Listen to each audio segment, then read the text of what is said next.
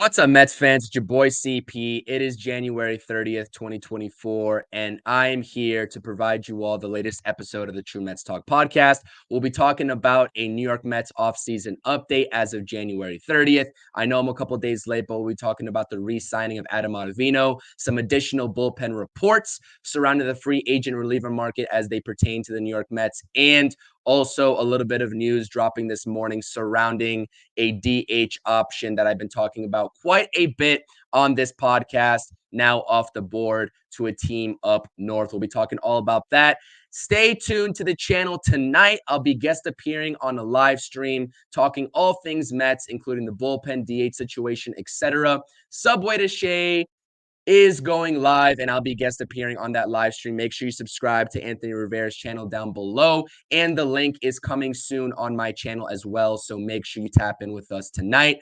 Additionally, hit the description down below for all your latest Mets talk from this channel. Make sure you hit that thumbs up. I thoroughly appreciate the support. Podcast and the overall channel is almost at 500 subscribers, so if you haven't subscribed already, bottom right-hand corner as you're watching this video, hover over my icon and subscribe. And as always, I value your opinions as viewers and your thoughts surrounding this team. Hit the comment section. Let me know what you think about anything and everything you hear in this video. Likewise, you know where to find me on all my social media at CPNYSPORTS. Make sure you follow me for your latest podcast updates and more Mets talk. Without further ado, let's get into today's video. The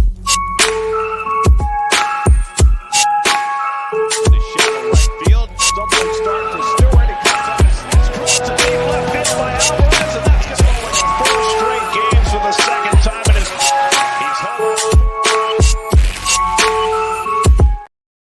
All right, let's get into it. I'm going to keep this video short, talking about a brief synopsis surrounding our New York Mets as of January 30th, because like I said, we are going live tonight on Tuesday, January 30th with Subway to Shea to talk about all things Mets. And in addition, the Interstate Mets Report will be going live on Friday and all of my True Mets Talk podcasts in between. Okay, Adam Ottavino is re-signing to the New York Mets. I know I'm a couple days late, but he is coming back to Queens on a new 1-year, $4.5 million deal. Obviously, if you haven't been paying attention, earlier on in the offseason, Adam Ottavino was scheduled to still be under contract with the New York Mets, but he chose to exercise that opt-out where he was scheduled to make $6.5 million. And obviously, by simple math, he loses out on $2 million with this new deal. Now, before we clown Adam Ottavino for sort of shorting himself, I guess, on this new deal and losing out on that couple million,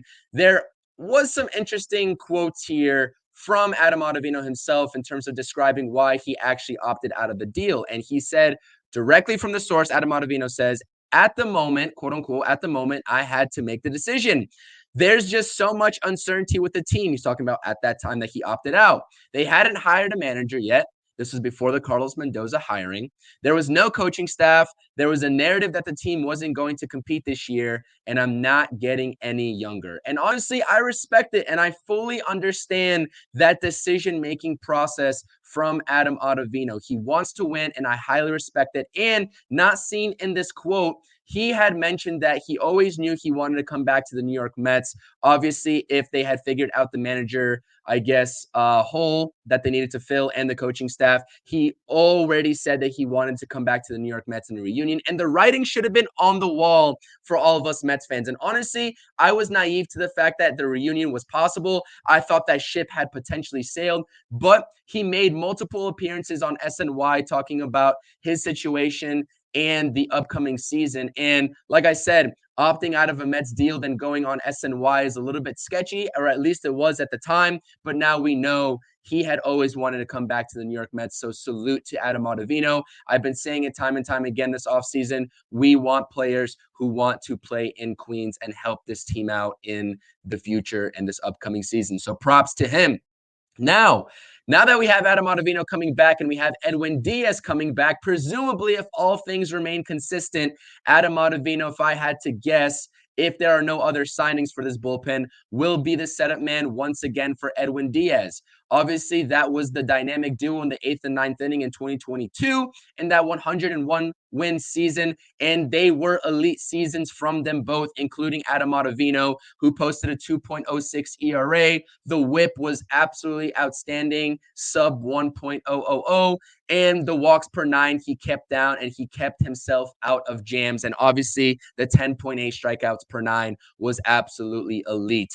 Now, in 2023, obviously, it was a different story. Elevated numbers in a lackluster season across the board for the New York Mets, and elevated numbers for Mr. Adam Ottavino. He wasn't as efficient, and honestly, the ERA remaining at 3.21 was impressive given the fact that he put himself in situations where he put a lot more pressure on himself than he needed to, especially with those walks. And that is my main concern if Adam Ottavino is going to be the setup man in 2024 for the Mets, is can he keep the walks down?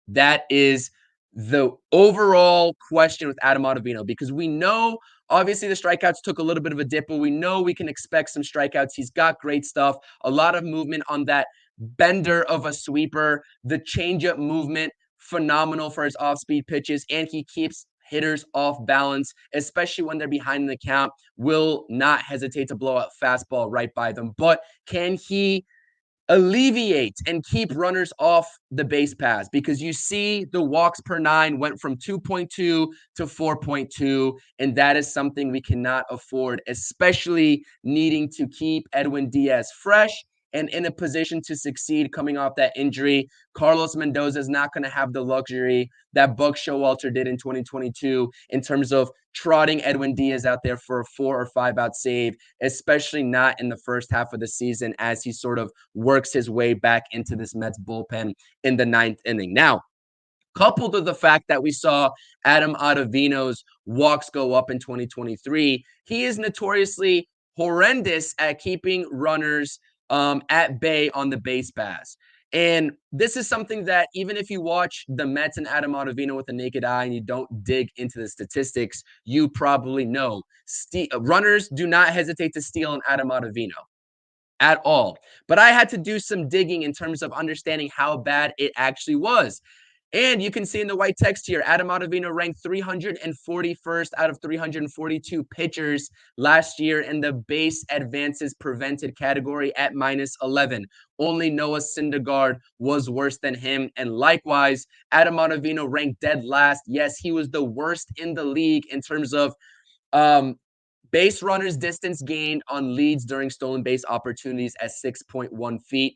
Nobody else even got into the sixes. I believe, if I'm not mistaken, anyone can fact check me on this, but Cookie Carrasco was maybe the second worst at just over 5.0 feet in terms of distance on these base runners leads gained during these stolen base opportunities. So not great, not good. If Edwin Diaz is going to be set up for success and a multitude of save opportunities that the Mets find themselves winning in the ball game down in the late innings, Adam Ottavino needs to replicate those 2022 numbers. And if he keeps walking batters, especially with the way that the new MLB rules are set up to sort of, I guess, prioritize base stealing, we are going to be in a world of hurt. All things considered, I like what Adam Ottavino has. I like this signing as a preliminary signing for the New York Mets. I still think they need another bullpen piece. Maybe someone else can slot in to be that setup man with the names that we're going to get into here in the next slide.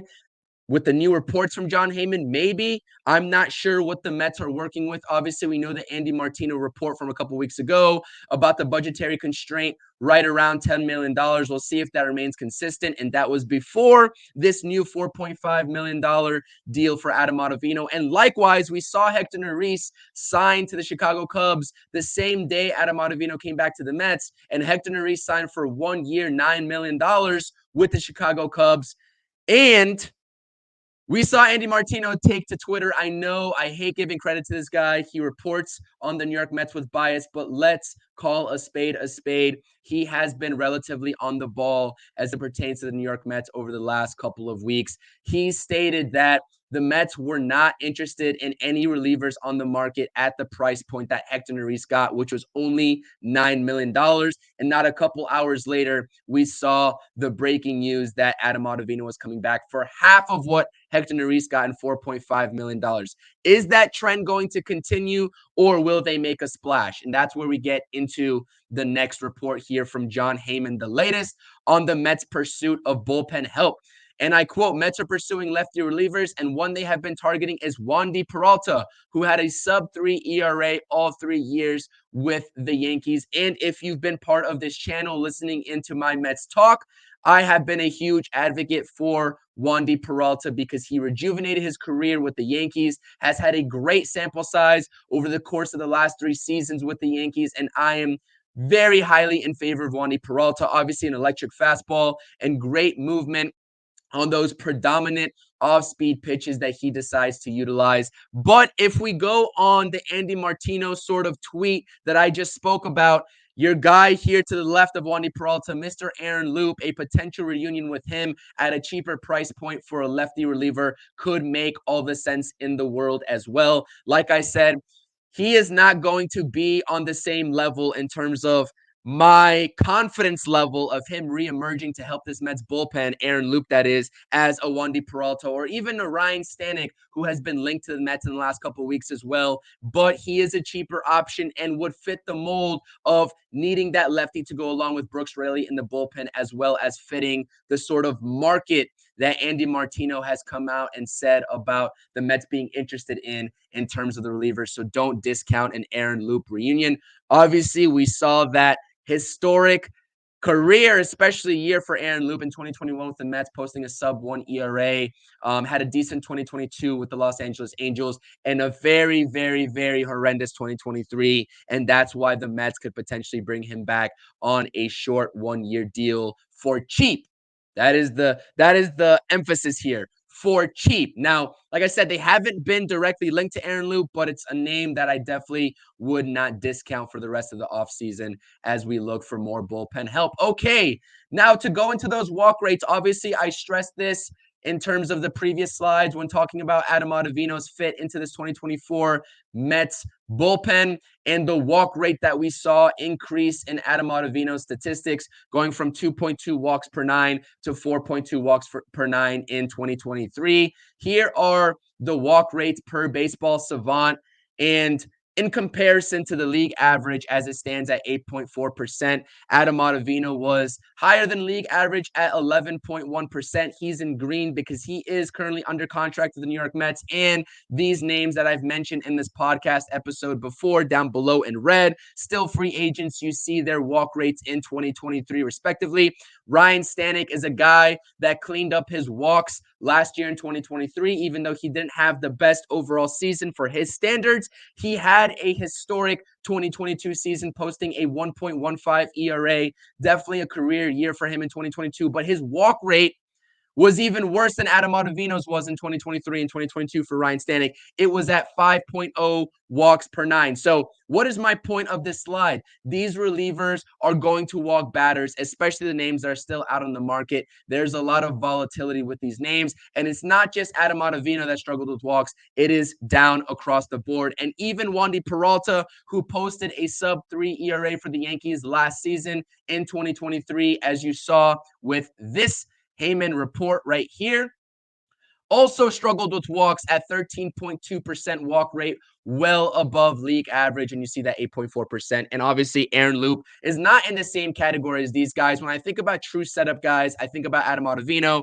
Ryan Stanek, and Wandy Peralta as being options left available on the market for the Mets to pair with an Adam Ottavino signing. Aaron Loup is not that, but just for comparison's sake purposes, he was at 8.7%, a lot better of a walk rate, even though he had an abysmal time in 2023. So like I said, even though these guys walk batters, it's not the end-all, be-all. We saw it with Wandy Peralta, high walk rate. Same thing with Adam Ottavino in 2023, and the ERAs were relatively low, 3.21 for Ottavino and Wandy Peralta at a sub-3 ERA, respectively, in 2023. But it's about the process. It's about efficiency. I don't want to see our eighth inning guys struggle when we have a 1 or 2 run lead in the ball game to try to get to Edwin Diaz, especially knowing that Edwin Diaz is not going to be able to come out for that extra out and that 4-out save if everything goes awry for a guy like Adam Ottavino. I want consistency and I want sureness in that eighth inning, and that's something we're just going to have to see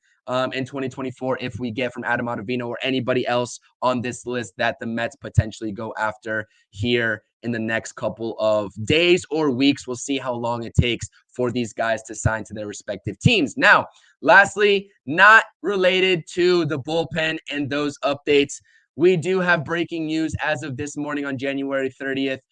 Carlos Baerga was the first on it. Then JP Morosi kind of confirmed it. And then Ken Rosenthal rounded it all out by announcing Justin Turner signing with the Toronto Blue Jays on a 1-year, $13 million deal. This is a guy that I thought was a perfect fit for the Mets in terms of the DH category. It's unfortunate. I wanted a potential reunion there. You all know I don't even have to talk about his upside to his game and how he would fit on the 2024 Mets team. He is heading north up to Toronto on a 1-year deal. We'll be talking about all things Mets DH situation because obviously you still have a couple names left on the board. Jorge Soler, which seems to be the consensus Mets fan base favorite to go after right now, and also JD Martinez, very capable back-to-back all-star over the last 3 seasons. Those names are still on the board for the Mets' taking. But like I said all along in my last Mets offseason update when I was talking about the DH situation, the writing is on the wall with what Stearns has said, with what all this front office has been doing this offseason. The writing is on the wall for Mark Vientos to get that opportunity to prove himself in 2024 and beyond with this Mets team. So like I said, breaking news, Justin Turner is going to Toronto Blue Jays, so cross him off your wish list if you had him on there. I know I certainly did. Okay, like I said, a lot more Mets talk coming up. This is a brief episode because I have so much more Mets content coming up on my channel. Like I said, pay attention to the live stream tonight with Anthony Rivera, Subway to Shea. As I mentioned, his channel is going to be in the description down below. That will be also streamed on my YouTube channel as well. So come by, say hello, drop that thumbs up, and subscribe to all of our channels. And we have the Interstate Mets Report going live on Friday and all of my regular scheduled programming on the True Mets Talk podcast. You're not going to miss a single beat. I hope you all enjoyed this video talking about the latest and greatest surrounding the New York Mets. Still a lot of question marks on what David Stearns is going to prioritize, if the Mets team is done on all accounts adding to this offseason or not. We'll see very shortly. Make sure you hit that thumbs up. Comment your thoughts and opinions down below on the DH, on the bullpen, anything you may want to get across. Make sure you comment. And as always, subscribe to the channel. You know where to find me on all my social media handles at CPNYSPORTS on both X and Instagram. This has been the latest on the True Mets Talk podcast. Like I said, see you all tonight if you are able to make it on the live stream. And if not, we'll see you next time. It's your boy CP. I'm out. Peace. Thank you for watching the latest episode of the CP New York Sports Pod. If you enjoyed this content, make sure you hit that thumbs up, comment your thoughts and opinions, and use the lower right-hand button of this video to subscribe to the channel. Thank you.